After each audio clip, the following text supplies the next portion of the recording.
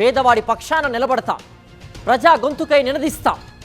Voice of voiceless, తెలుగువారి మనస్సాక్షి, సాక్షి TV. సాక్షి TV ప్రసారాల కోసం మీ స్థానిక కేబుల్ ఆపరేటర్ను వెంటనే సంప్రదించండి. బంగాళాఖాతంలో వాయుగుండం కారణంగా తెలుగు రాష్ట్రాల్లో పలుచోట్ల భారీ వర్షాలు కురిశాయి. నిన్న సాయంత్రం వరకు తీవ్ర ఉక్కపోతతో అల్లాడిపోయిన ప్రజలు ఒక్కసారిగా వాతావరణం మారి వర్షం పడడంతో సేద తీరారు. హైదరాబాద్, విజయవాడ, తిరుమలలో భారీ వర్షం పడింది. మరో 3 రోజులు వర్షాలు పడే అవకాశం ఉందని వాతావరణ శాఖ అధికారులు అంచనా వేస్తున్నారు. భానుడి భగభగలతో అల్లాడిన తెలుగు రాష్ట్రాల ప్రజలపై వరుణుడు కరుణ చూపించాడు. ఏపీ, తెలంగాణలో భారీ వర్షం కురిసింది. హైదరాబాద్లో పడ్డ భారీ వర్షానికి రోడ్లు జలమయమయ్యాయి.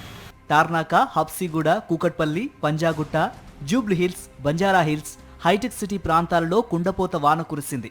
దీంతో ఎక్కడికక్కడ ట్రాఫిక్ జామ్ అయింది. వాహనదారులు తీవ్ర ఇబ్బందులు పడ్డారు. వాహనదారులు ట్రాఫిక్లో చిక్కుకుపోయి నానా యాతన పడ్డారు. షేర్లింగంపల్లి, చందానగర్, మియాపూర్ ప్రాంతాలలో కూడా వర్షం కురిసింది.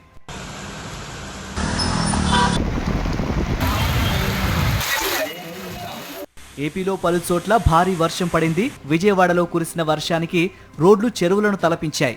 లోతట్టు ప్రాంతాలన్నీ నీటిలో మునిగిపోయాయి. కొన్ని చోట్ల వాహనాలు నీటిలో మునిగిపోయిన పరిస్థితి.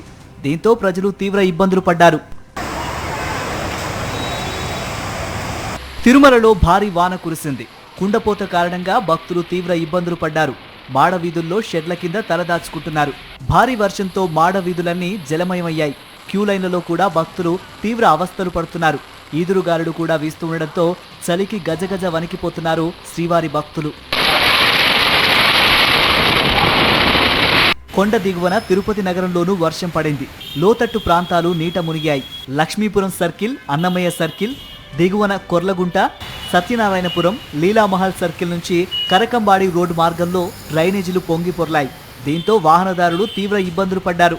ఇక వాయుగుండం కారణంగా మరో 3 రోజులు వర్షాలు పడతాయని వాతావరణ శాఖ అధికారులు అంచనా వేస్తున్నారు.